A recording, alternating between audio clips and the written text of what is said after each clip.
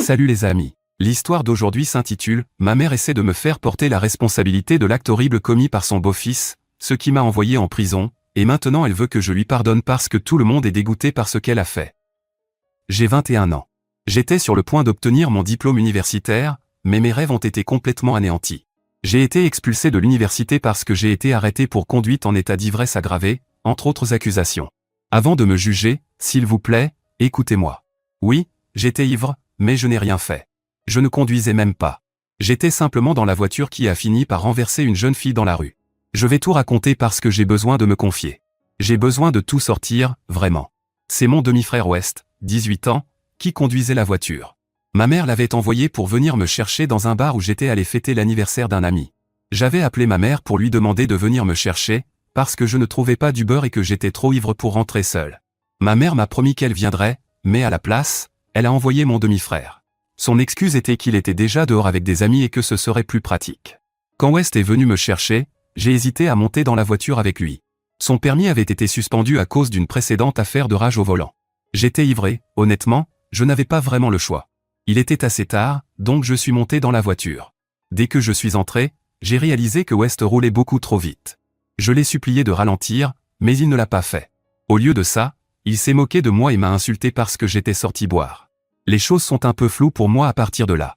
À un moment donné, West a percuté quelqu'un. Je me souviens que la voiture a violemment tremblé et qu'il a continué à rouler même après que j'ai entendu la jeune fille crier. D'une manière ou d'une autre, ça m'a instantanément dégrisé.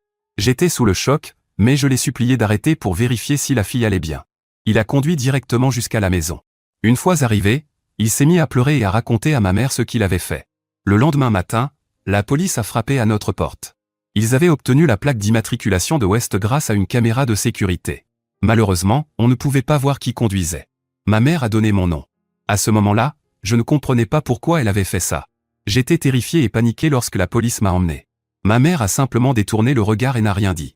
Ce n'est qu'un mois plus tard que j'ai enfin compris pourquoi elle avait agi ainsi.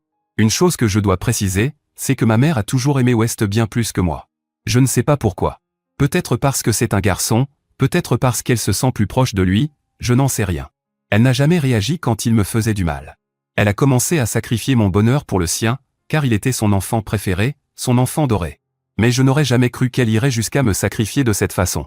Ce n'est que lorsque ma tante a confronté ma mère que j'ai appris la vérité. Ma tante a essayé pendant un mois entier de la faire avouer. Finalement, ma mère a craqué et a admis qu'elle avait volontairement donné mon nom alors que c'était West qui avait percuté la pauvre fille. Ma mère a argumenté que West était trop effrayé, qu'il irait en prison si la police l'attrapait, et qu'il pourrait se suicider s'il était arrêté. Il s'était tourné vers elle pour être protégé, et elle n'avait fait que le protéger. C'est pour cela qu'elle m'a sacrifié. Elle pensait que je n'aurais qu'une petite tape sur les doigts, puisque je n'avais aucun antécédent judiciaire. Elle se trompait lourdement. La victime a été gravement blessée, et sa famille a porté plainte avec l'aide des meilleurs avocats. J'étais anéanti. Heureusement, ma tante avait enregistré la confession de ma mère et l'a présentée à la police. West a été arrêté, mais il est sorti sous caution. Cet idiot a fini par avouer lorsque la police l'a interrogé un peu plus durement. La procédure judiciaire est toujours en cours, mais ce n'est pas de ça que je veux parler ici. Le problème, c'est que maintenant tout le monde connaît la vérité. Il crucifie ma mère, car tout le monde est dégoûté par ce qu'elle a fait. Elle m'appelle et m'envoie des messages sans arrêt. Elle m'a laissé des messages vocaux en pleurs, racontant n'importe quoi sur le fait que nous sommes une famille et que je devrais pardonner et oublier. Je ne pense pas pouvoir faire ça. Elle et West ont ruiné ma vie. Non seulement j'ai été détenu, mais j'ai aussi été envoyé en prison parce que je n'ai pas plaidé coupable. J'ai passé 3 jours entiers en prison parce que personne n'a payé ma caution. Mes amis sont tous des étudiants sans argent comme moi, ils n'avaient pas les moyens de payer une caution quand l'une de leurs amies a été envoyée en prison à tort. Et puis, toutes les personnes qui avaient de l'argent étaient trop en colère contre moi pour ce qu'on leur avait dit que j'avais fait. Ma mère, bien sûr, n'avait aucune intention de payer ma caution. Il a fallu 3 jours parce que mon père a dû prendre l'avion depuis un autre pays pour venir me faire sortir. Ma tante était en vacances avec sa famille et ne pouvait pas m'aider non plus. Mon père et ma tante sont revenus dès qu'ils ont pu, et ce sont eux qui m'ont sorti de prison. C'était une expérience horrible, je suis encore mentalement détruite. J'ai été expulsé de l'université à cause de l'arrestation, et la plupart de mes amis ont pris leur distance avec moi. J'étais seul et en train de devenir folle pendant cette période.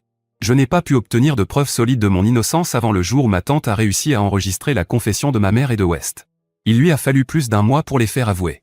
J'étais tellement au plus bas que j'étais sur le point de mettre fin à mes jours. Mon père a reconnu les signes et m'a immédiatement envoyé en thérapie pour m'empêcher de faire quelque chose de stupide. Il m'aurait même placé en hospitalisation psychiatrique si la situation avait continué. Je me sens complètement brisé aujourd'hui. Les amis qui m'avaient abandonné essaient maintenant de reprendre contact avec moi, parce que ma meilleure amie, qui a toujours cru en moi et est restée en contact, leur a expliqué ce qui s'est réellement passé.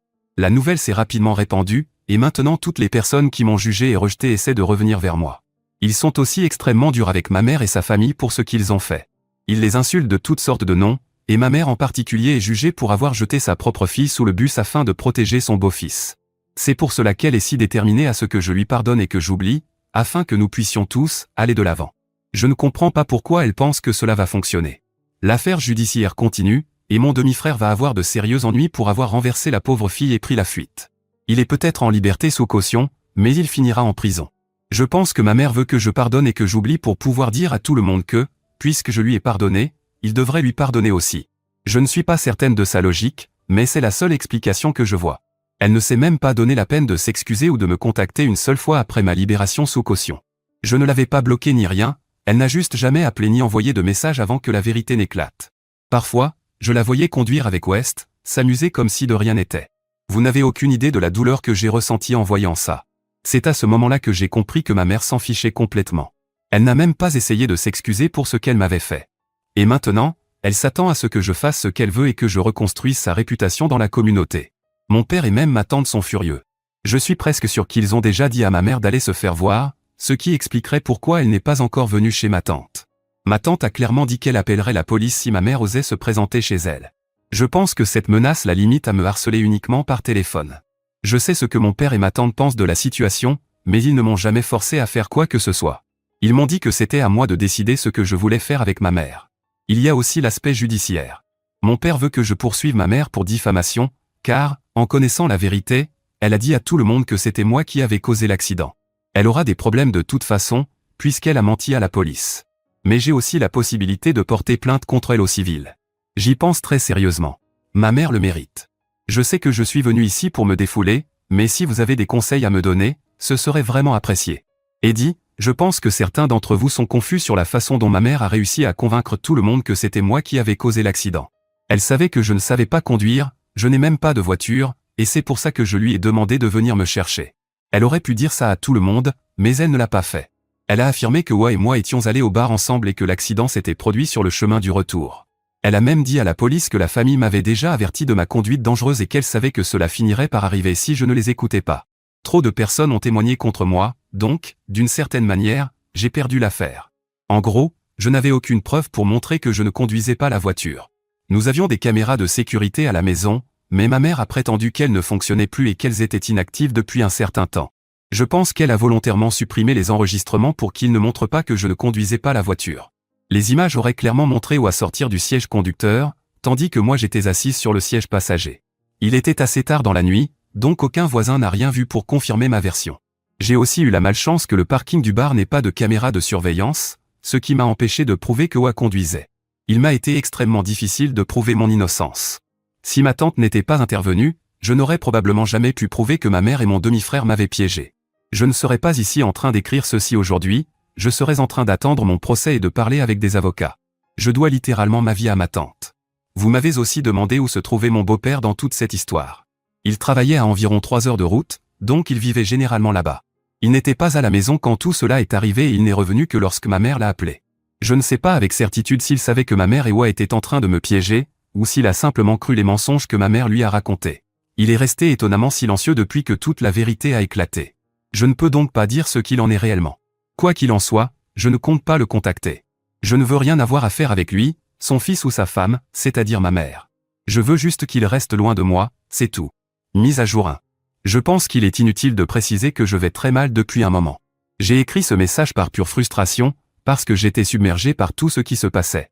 Oui, je suis en thérapie, comme je l'ai déjà mentionné, mais j'ai encore du mal à m'ouvrir. J'ai l'impression que tout le monde va me juger et penser que c'est peut-être moi qui ai réellement causé l'accident. Appelez ça de la paranoïa, une peur réelle ou ce que vous voulez.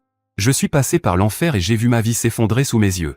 Je n'arrivais à convaincre personne que j'avais été piégé. Vous savez quoi?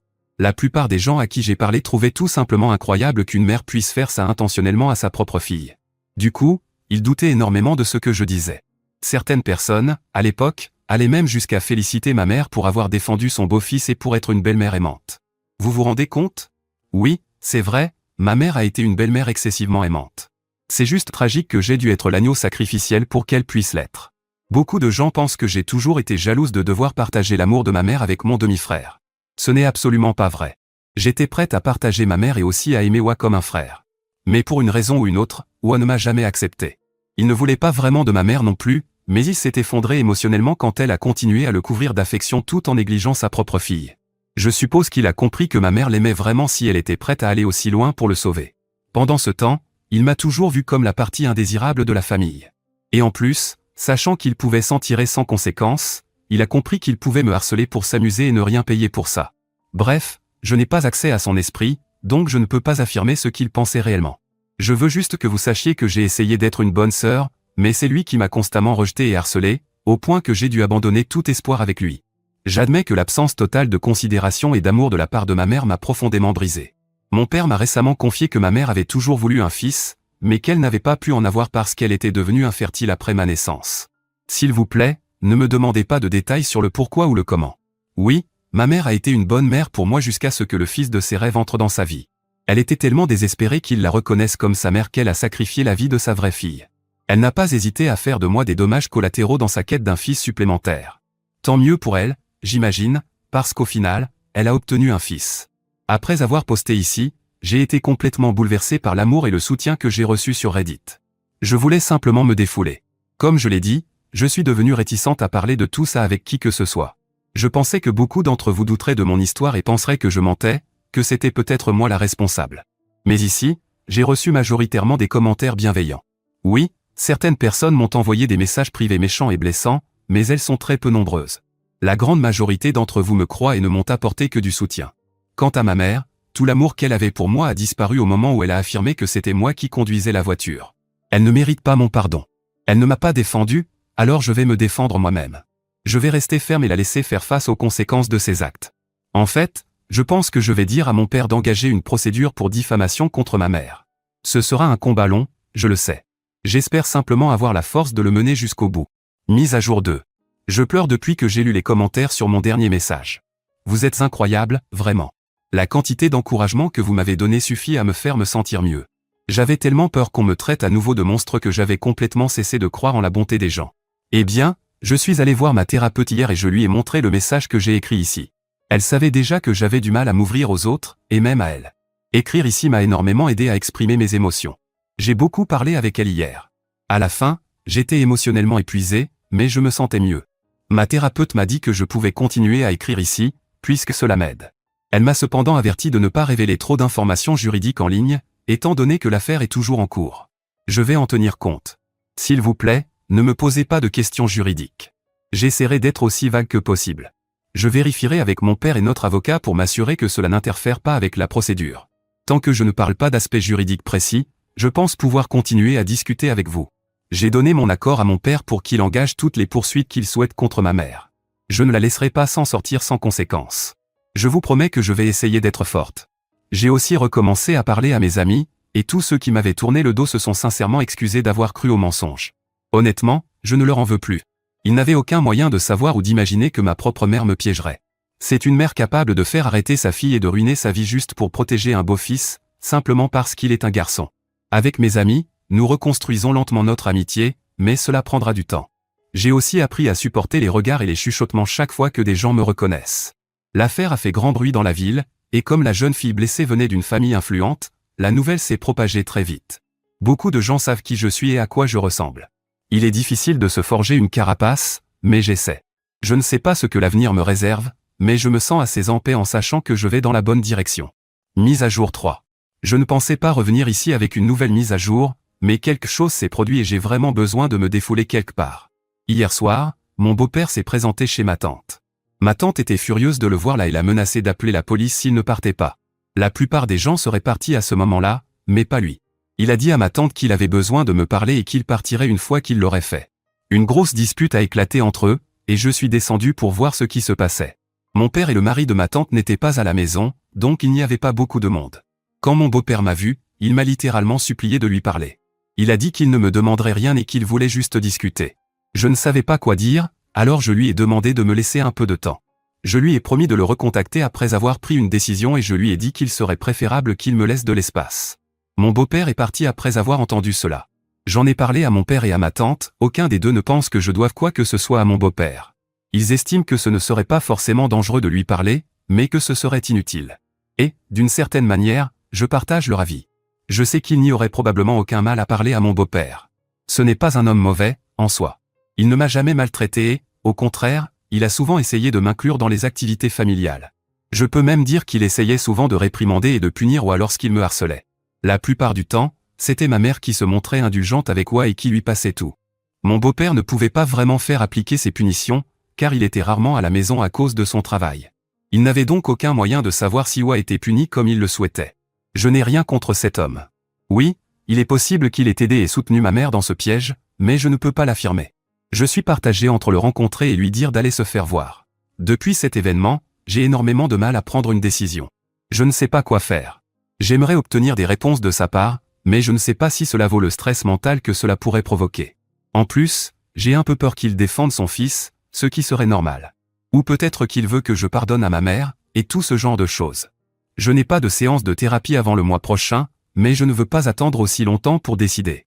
Peut-être que vous pourriez me donner votre point de vue et m'aider à faire un choix. Je suis assez désespéré en ce moment, donc toute aide serait vraiment appréciée. Mise à jour 4. Finalement, j'ai rencontré mon beau-père. Je sais que la plupart d'entre vous disaient qu'il n'était pas nécessaire de lui parler, mais je voulais quand même l'écouter. J'ai pris le temps de réfléchir et de bien peser les choses. Mon beau-père est venu chez ma tante pour parler, parce que je pensais qu'il y aurait des personnes pour me soutenir. Ma tante m'a ensuite confié que mon beau-père lui répétait qu'il n'avait aucune idée de ce qui s'était réellement passé.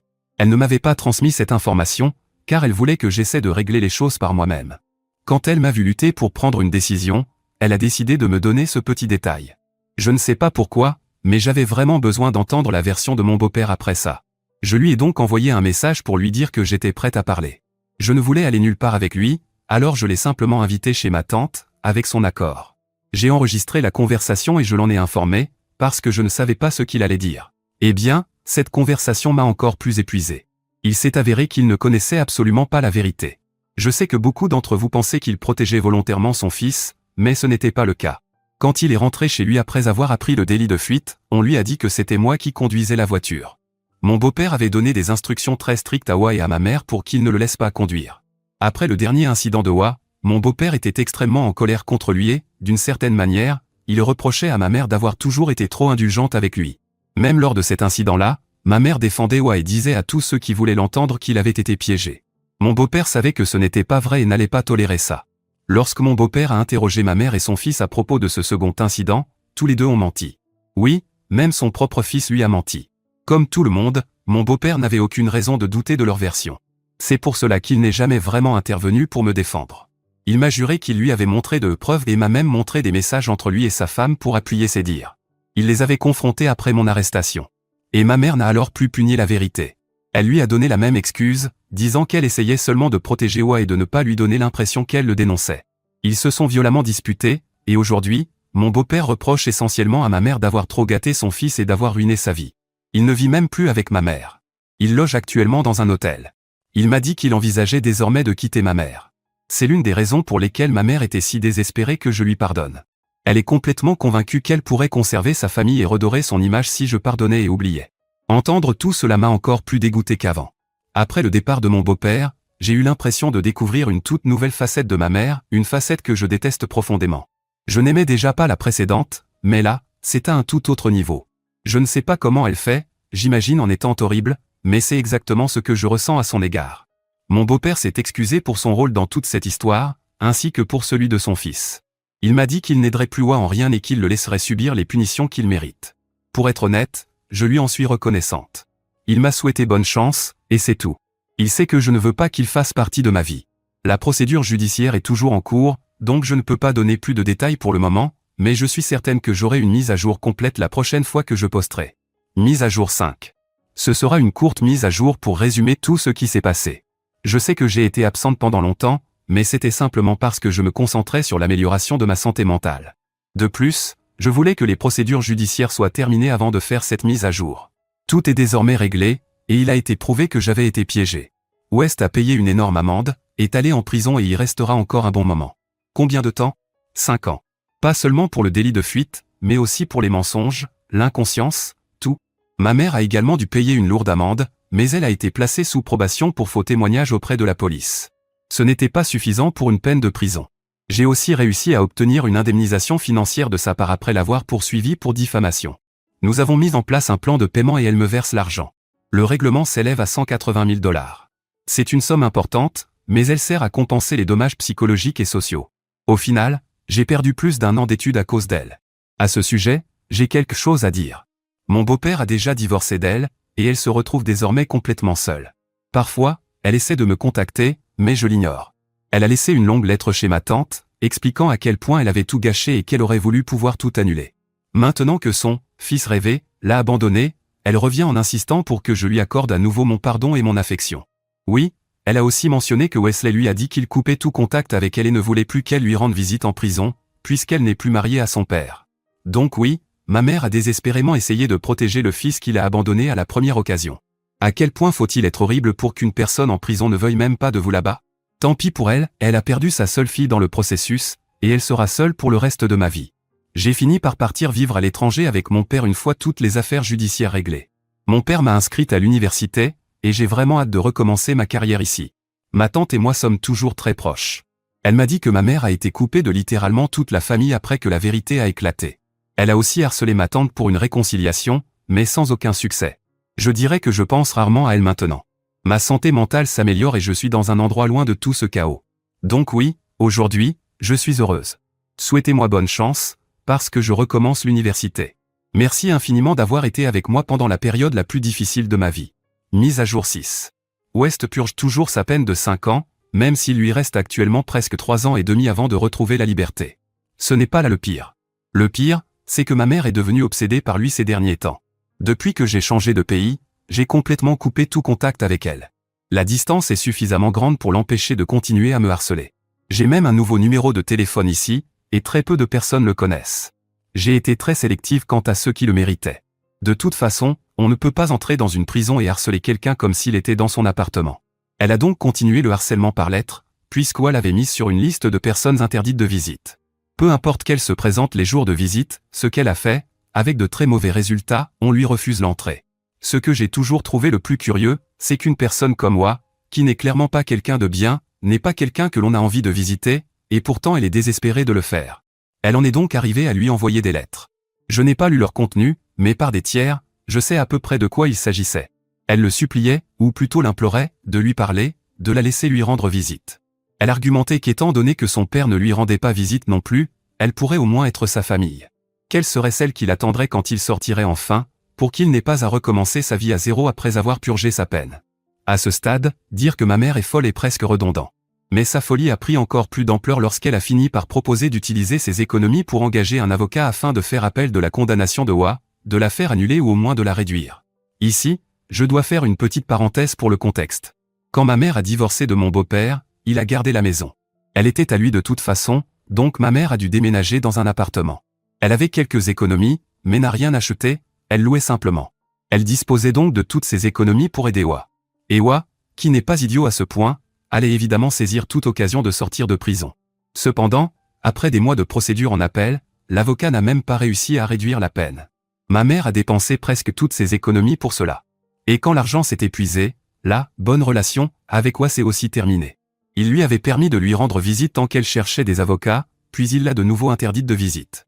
Je comprends maintenant pourquoi mon beau-père a coupé les ponts avec Wa, ce qu'il a fait est vraiment ignoble. Mais ensuite, je me rappelle que c'est ma mère, et ce n'est pas comme si elle ne l'avait pas mérité. On peut dire que ce sont deux personnes horribles. Et même si, logiquement, elles pourraient bien s'entendre, des gens comme eux deviennent trop toxiques pour rester ensemble. Je ne suis donc pas surprise.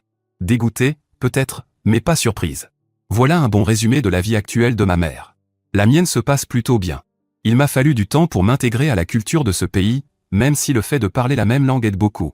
J'ai pu conserver certains cours suivis dans mon pays d'origine, donc je n'ai pas dû recommencer complètement à zéro. Bien sûr, j'aurais préféré terminer mes études dans mon université, avec mes amis.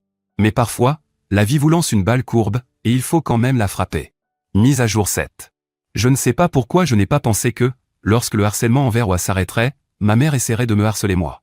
Mais tout n'est pas négatif, car elle ne m'a pas trouvé. Mon père vit dans un autre pays, où j'ai déménagé comme vous le savez, et même si ma mère savait que nous vivions en périphérie, dans une petite ville près d'une grande agglomération, elle n'en savait pas plus. Elle a peut-être entendu le nom de l'endroit une fois, mais je ne pense pas qu'elle s'en souvienne. Son idée de harcèlement a été d'utiliser le reste de son argent pour voyager et essayer de me retrouver. Je ne sais pas quel était son vrai plan, parce qu'elle n'avait absolument aucune piste. Elle n'avait que le numéro de téléphone de mon père. Après le 3e ou 4e appel, où elle essayait de découvrir où nous vivions, mon père l'a bloquée. Nous ne savions même pas qu'elle était dans le pays, nous l'avons appris plus tard. Quelqu'un nous a dit où elle se trouvait, et pas pour notre sécurité, mais pour aider ma mère, qui était ici et à court d'argent. Elle n'avait même pas de quoi acheter un billet de retour. Littéralement, elle a dépensé toutes ses économies pour venir me chercher. Heureusement, et Dieu merci, elle n'a pas lu ce poste, parce que si elle avait su que j'étais à l'université, elle aurait essayé de m'y chercher. Il n'y en a pas beaucoup dans la région, et au moins je sais qu'elle se souvenait de ce que j'étudiais. Bien sûr, nous ne l'avons pas aidée. Cela a entraîné 2 semaines de stress intense. Même si elle ne m'a pas trouvé, je marchais dans les rues publiques en scrutant les visages, cherchant à repérer ma mère avant qu'elle ne me voie. J'avais constamment l'impression qu'elle était proche, qu'elle me suivait. Ce qui était infondé, car après 2 semaines, nous avons appris qu'elle était repartie. Elle n'était restée qu'une semaine après qu'on nous ait demandé de l'aider. Je ne sais pas qui lui a payé son billet de retour, mais tant mieux. La bonne nouvelle, c'est que j'ai presque terminé mes études. Et quand ce sera fait, je compte retourner dans mon pays. J'aime énormément mon père, mais mon pays me manque. Cependant, je ne retournerai pas exactement dans ma ville. Très peu de personnes seront au courant, mon père, ma tante et quelques amis. Ainsi, ma mère perdra complètement ma trace. Elle doit encore effectuer des versements mensuels pour le procès que j'ai gagné. Mais tout se fait par un compte bancaire, sans aucun contact entre nous. Si elle cesse de payer, seuls les avocats communiqueront. En parlant de ma tante, ma mère a aussi essayé de passer par elle pour m'atteindre. Elle s'est rendue chez elle, et ma tante l'a fait arrêter. Cela a pris un peu de temps, mais elle a tenu parole.